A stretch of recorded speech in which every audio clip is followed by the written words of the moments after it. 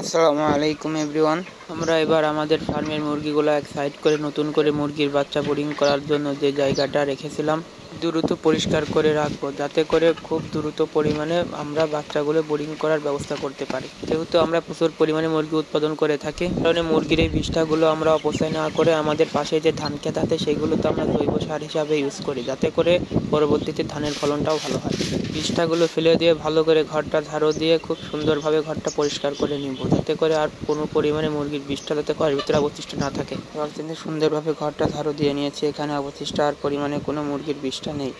জীবাণুনাশক ও অন্যান্য কিছু সরঞ্জাম দিয়ে ঘরটা ভালোভাবে জীবাণুমুক্ত করতে হবে, যাতে করে মুরগির বাচ্চা ব্রিডিং করতে গেলে কোনো ধরনের রোগবালাই সৃষ্টি না হয় এখান থেকে।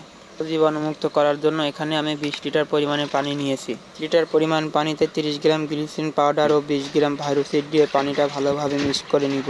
এই জীবাণুনাশক ওষুধগুলো পানিতে ভালোভাবে মিক্স করে যায়। জীবাণুনাশক পানির ভিতরে আমি কিছু পরিমাণে চুন দিয়ে দিব। টোটাল চুন নিয়ে এসেছিলাম 5 কেজি, সেখান থেকে 3 কেজি পরিমাণে চুন এই বালতির ভিতর দিয়ে পানিটা ভালোভাবে মিক্স করে নিব।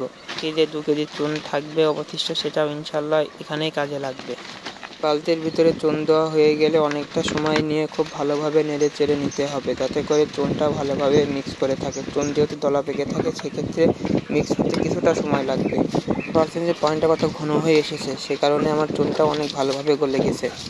আমি যেটুকু জায়গা নিয়ে মুরগির বাচ্চা বোর্ডিং করব, সেখানে খুব ভালোভাবে পানিগুলো ছিটিয়ে দেবো।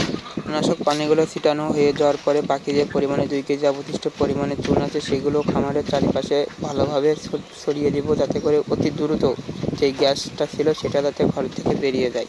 আমার রিলেটেড সকল প্রকার ভিডিও পেতে এই চ্যানেলটি সাবস্ক্রাইব করে রাখুন। আসসালামু আলাইকুম ওয়া রাহমাতুল্লাহি ওয়া বারাকাতুহু।